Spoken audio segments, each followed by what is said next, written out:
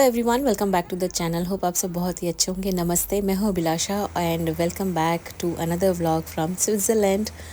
आज है हमारा स्विट्ज़रलैंड में तीसरा दिन और पहले के 2 व्लॉग्स आपने देख ही लिए होंगे। तो सुबह की शुरुआत फिर से हुई, वही सुंदर से ब्यूटीफुल से व्यू हमारे एयरबीएनबी के जस्ट बाहर का।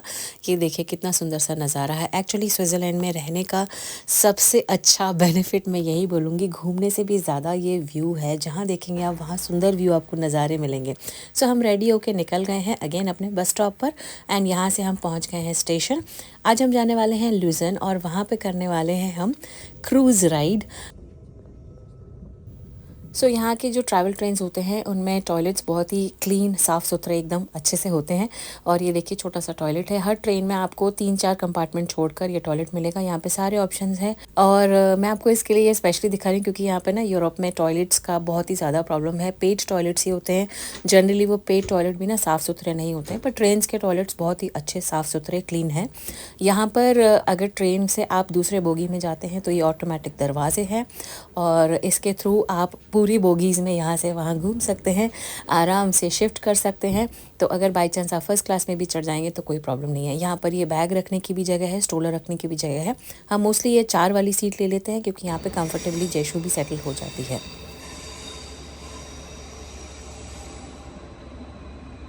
तो जी विदेश में घूमना इतना आसान तो है नहीं, तो हमने एक ट्रेन चेंज करके इंटरलाकेन स्टेशन पहुंच गए और वहां से हम जा रहे हैं लुज़र्न के लिए ट्रेन। जब तक बच्चों को सेटल करते हैं तब तक 15 से 20 मिनट चले जाते हैं और पर काफ़ी टाइम मिल जाता है क्योंकि ये लॉन्ग डिस्टेंस ट्रेन्स हैं। अराउंड 1 घंटा लगता है या 1 से 1.5 घंटे लगते हैं। तो उतने में हम अपने इस सुंदर से व्यू को भी इंजॉय कर लेते हैं। देखिए बच्चे कितना मज़े कर रहे हैं। अने थोड़ी देर अपना स्क्रीन टाइम में इन्वॉल्व हो गया क्योंकि उसको ज़्यादा स्क्रीन टाइम अभी मिल नहीं रहा है। यहाँ जो स्क्रीन पर दिख रहा है अफर्ड का मतलब होता है डिपार्चर। तो हमारी ट्रेन जो पहुंचेगी वो है 1 बजे 1 बज के 3 मिनट पर और यहाँ जो दिख रहा है दैट इज़ अराइवल। तो एंकोफ मतलब अराइवल होता है। तो ये डच लैंग्वेज लिखी हुई है, यहाँ की लोकल लैंग्वेज में सब कुछ कम्युनिकेशन होता है डिस्प्ले पर भी। We have finally reached the Lucerne station और यहाँ से हम अपनी क्रूज़ राइड करेंगे जो हमारे स्विस पास में इंक्लूडेड है। स्विस पास लेने के बहुत फ़ायदे हैं। आप लोग अगर ट्रैवल करने का प्लान कर रहे हैं तो डेफिनेटली स्विस पास ज़रूर देखिए क्योंकि उससे ना बहुत ही ज़्यादा ट्रैवल इजी हो जाता है। आपको बार बार टिकट लेने की ज़रूरत नहीं पड़ती है। ऑफ कोर्स आप उसका पेमेंट ऑलरेडी कर चुके होते हैं, पर फैमिली स्विस पास लेने के बहुत सारे बेनिफिट्स हैं। आप गूगल करके चेक कर सकते हैं।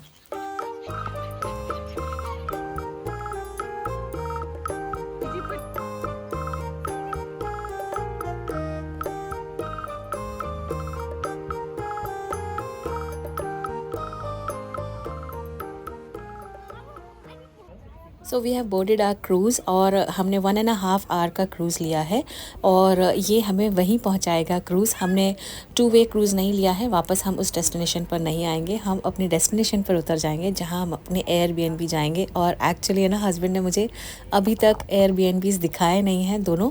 पहले वाला भी मेरे लिए सरप्राइज़ था और ये वाला भी मेरे लिए सरप्राइज़ है, पर इतना ज़रूर बताया कि ये एयरबीएनबी बहुत ही ज़्यादा सुंदर है एंड लेट्स सी, उम्मीद से ज़्यादा सुंदर अगर निकलेगा तो डेफिनेटली मैं आप लोगों को भी रिकमेंड कर दूंगी क्योंकि कई सारे लोग पूछते हैं कि जो एयरबीएनबी है उनकी डिटेल्स पोस्ट कर दिया करें। तो एक्चुअली जो हमें बहुत ही अच्छा लगता है मैं वही कोशिश करके आपको रिकमेंड करूंगी क्योंकि अगर हमारा ही एक्सपीरियंस बहुत अच्छा नहीं है so I would definitely not recommend that to you all. देखिए कितना सुंदर नज़ारा दिख रहा है यहाँ से क्रूज़ से and actually it is worth going on the cruise and this is the 3rd-4th time we have done. US में हमने 2-3 बार क्रूज़ राइड की है ऑलरेडी, पर बच्चों के साथ में ये बेस्ट है एक्चुअली करना।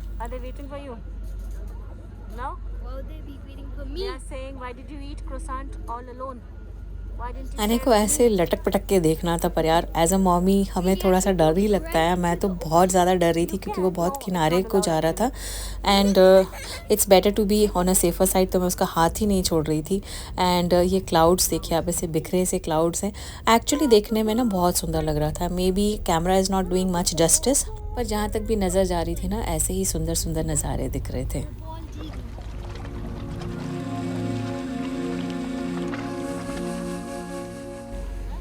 अच्छा, ये क्रूज़ भी 2-3 जगह रुकता है, तो जस्ट इन केस कोई अगर क्रूज़ ट्रैवल करना शुरू करते हैं, तो अगर उनको बीच में कहीं उतर कर एक्सप्लोर करना है तो सारे पोर्ट्स भी मिलते हैं, उनकी डिटेल्स भी आती हैं। जशु ने एक अच्छी सी नींद ले ली है और अभी इसने कुछ खाने पीने के बाद में ना मॉर्निंग को अच्छे से एंजॉय करना शुरू किया है, क्योंकि सुबह से तो बहुत ज़्यादा वो क्रैंकी मोड में थी, she was very sleepy, but अभी उसे अच्छा लग रहा है। यहाँ बहुत सारे क्रूजेज़ और भी निकल रहे थे जिनसे सब लोग है ना हाय बाय कर रहे थे। बच्चों को बहुत मज़ा आ रहा था एंड एक्चुअली बहुत ही कम बच्चे थे, क्योंकि बहुत सारे जो इंडिया से लोग ट्रैवल करके आ रहे थे, हमें 2-3 फैमिलीज़ मिली थी, वो अपने बच्चों को या तो उनके ग्रैंड पेरेंट्स के पास छोड़ कर आए थे या कोई रिलेटिव्स के पास छोड़ कर आए थे।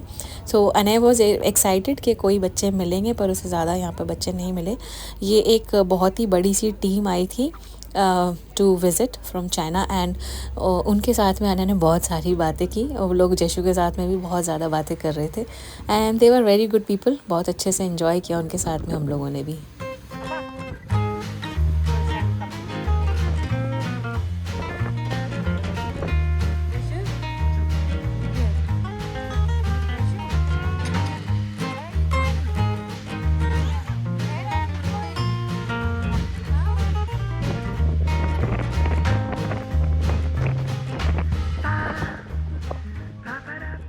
सो आज के लिए हमने बस ये क्रूज़ राइड ही करने का प्लान किया था, क्योंकि एक्चुअली बहुत सारी जगह घूमने से ना हर एक जगह का मज़ा भी नहीं आ पाता है एंड इट इज़ जस्ट वो टिक टिक वाला एक हो जाता है कि हाँ बस ये हमारा हो गया है डेस्टिनेशन, बट एक्चुअली आप है ना उस जगह को एंजॉय नहीं कर पाते हैं। तो भले ही आप दिन भर में 1 या 2 जगह ही एक्सप्लोर करें, बट अगर आप बच्चों के साथ में एक्सप्लोर कर रहे हैं तो better to be enjoying the view, सब कुछ आराम आराम से करिए, क्योंकि ज़्यादा हड़बड़ करने से ना आपको मज़ा ही नहीं आएगा घूमने का। तो हम इसी तरीके से घूमते हैं।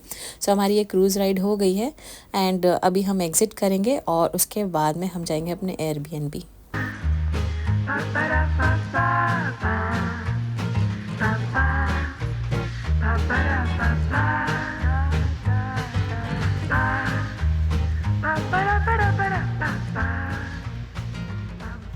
ये इतना बड़ा क्रूज़ देखने में कितना आसान लगता है ना। अभी देखिए आप यू टर्न लेगा, हम लोग पोर्ट पे खड़े होके इसका यू टर्न लेने का तरीका देख रहे थे। इट वाज सो डिफ़िकल्ट, देखने में बहुत ही ज़्यादा मुश्किल लग रहा था, क्योंकि इतना बड़ा क्रूज़ को अगर आप यू टर्न लेने के लिए मोड़ेंगे ना, it takes a lot of effort and actually है ना बहुत ज़्यादा फ़ैसिनेटिंग लगती है मुझे ये सारी चीज़ें, तो इसलिए मैं सोचती हूँ कि मैं आप लोगों के साथ में भी ज़रूर अपने व्लॉग में शेयर करूँ।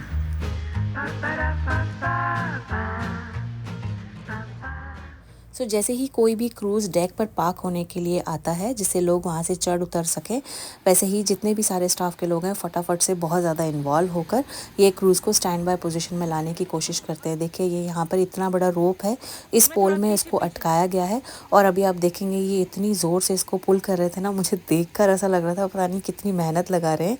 इसी तरीके से दूसरे साइड में भी सेम ही हो रहा था और उससे जो क्रूज़ की स्टेबिलिटी है ना वो बन जाती, नहीं तो पानी पर क्रूज़ अपने आप ही फ्लोट होता रहेगा और बैलेंस नहीं बनेगा लोगों के उतरने चढ़ने का। तो अभी देखिए आप कितनी स्टेबिलिटी बन गई है, जस्ट बिकॉज़ यहाँ के जो स्टाफ मेंबर्स हैं इस क्रूज़ के 3 से 4 लोग बराबर उस पोल से बहुत ही ज़ोर से है ना उसको रस्सी को अटकाए हुए हैं और बहुत तेज़ खींच रहे हैं। ऊपर से ऑफ कोर्स कैप्टन भी ब्रेक्स वगैरह जो भी होते होंगे टेक्निकल वो लगाते होंगे, पर फिर भी पानी पर क्योंकि पानी का बहाव बहुत तेज़ है तो ये क्रूज़ फ्लोट होता रहता है, इसलिए देखिए ये रस्सियों की हेल्प से भी काफ़ी कुछ इसको स्टेबल किया जाता है। और ये बात मुझे डिटेल में नहीं पता थी, पर यहाँ पर हमारे पास टाइम था तो हमने इसको डिटेल में देखा किस तरीके से पार्क होता है और किस तरीके से फटाफट से ये सारी चीज़ें हटाते हैं लोगों के चढ़ने के बाद में और फिर क्रूज़ आगे मूव होता है।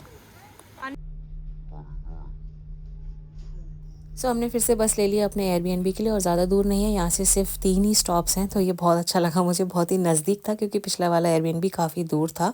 और देखिए यहाँ पर जब भी चाबी लेनी होती है ना तो ऐसे मेल बॉक्सेस बने रहते हैं और एक कोड आ जाता है ईमेल के थ्रू। जब आप बुकिंग करते हैं तो एक ईमेल आता है और उसमें वो कोड और सारी डिटेल्स मेंशन रहती हैं, तो इस तरीके से आप यहाँ से चाबी ले सकते हैं और अपने एयरबीएनबी में एंटर कर सकते हैं। यूएस में भी सेम ही होता है, तो चलिए आपको कराती हूँ फटाफट से इस एयरबीएनबी का टूर। एंटर होते ही यहाँ पर काफ़ी सारे हैंगर्स हैं और 2 अम्ब्रेलाज भी हैं लोगों के कन्वीनियंस के लिए। ही अच्छा लगा मुझे एयरबीएनबी में। नीचे शू रैक है और ऊपर कोट हैंगर्स वगैरह की भी जगह थी यहाँ पर। And now we will go in the bedroom. There is a bedroom here. Bed sufficiently बड़ा है, बेबी क्रिब है, baby blanket, baby changing mat, everything is there, wonderful. The view is beautiful, बहुत ही सुंदर व्यू है। Wow, amazing, and it's sufficiently big. फिर ये bedroom में ही cupboards and all are there, hangers, extra pillows, extra blankets, and then we go here. So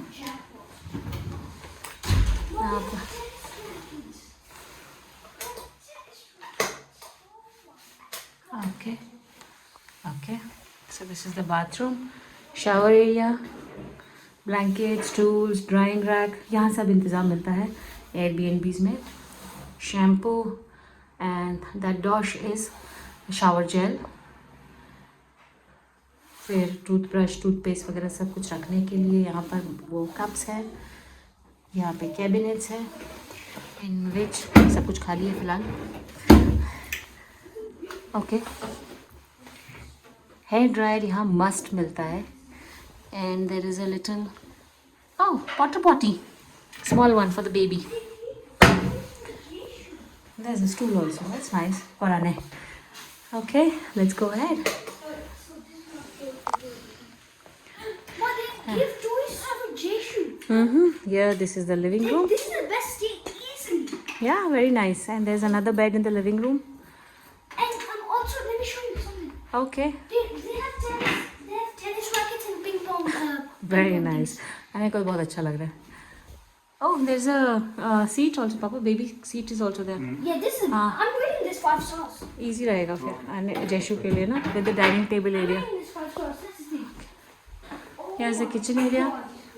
ये gas induction वाली है, so which हमें चलेगा। In oven, some crockery. Here are some more crockeries, plates, cups, everything, and everything is mentioned. Wow, very nice. Some boxes.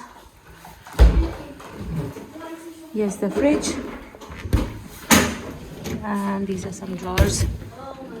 Okay, यहाँ पर toaster, sandwich maker, some oven items, extra का trash can, some pots and pans, dish rack, and oils, butter paper, cutlery, यहाँ पर और है, and here are some spices, basic ones, and the view, most important. Very beautiful. वाह, मज़ा आ गया। Coffee machine must, small microwave and hot kettle, and a beautiful balcony.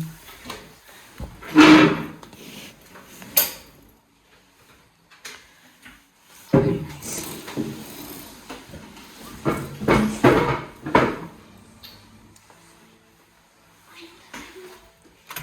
And here is the access to the balcony. बहुत ही सुंदर, शांत, beautiful. तो अभी शाम के बज रहे हैं 4:38 और ये है व्यू।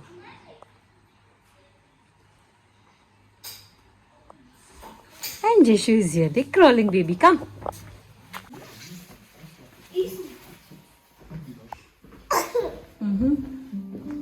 Jishu के लिए कुछ toys. हाँ, Jishu, you will play? And also this ton of candy. This ton of candy. Look, this is candy. Oh, okay.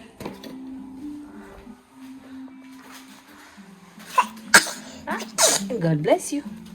There is another view. Wow, Jishu, wow. Clap. Jishu, clap.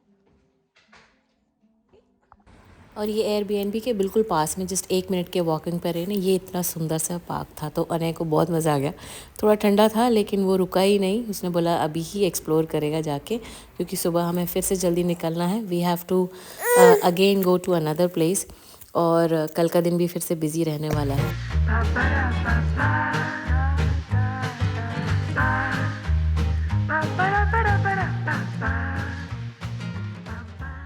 चलिए दोस्तों, आज के लिए बस इतना ही। I hope आपको ये vlog अच्छा लगा हो। अगर अच्छा लगा है तो एक लाइक ज़रूर कर दीजिए और प्लीज़ कमेंट सेक्शन में अपना कमेंट ज़रूर ड्रॉप कर दीजिए। आपका कमेंट मेरे लिए ना मोटिवेशन का काम करता है। मिलती हूँ मैं आपसे नेक्स्ट व्लॉग में। कल हम काफ़ी कुछ और एक्सप्लोर करने वाले हैं। कल हम जाने वाले हैं ब्रेथ टेकिंग ट्रेन में। गूगल पे इसका यही नाम था एंड एक्चुअली मुझे थोड़ा सा डर लग रहा था जाने में, पर बहुत मज़ा आया। और ये ट्रेन बिल्कुल स्लोप पे चलती है, आप देख सकते होंगे। ये अभी काफ़ी मॉडर्नाइज हो गई है। जब मेरे हस्बैंड आए थे 2009 में तो उस टाइम पर ये ट्रेन बिल्कुल ही डिफरेंट थी।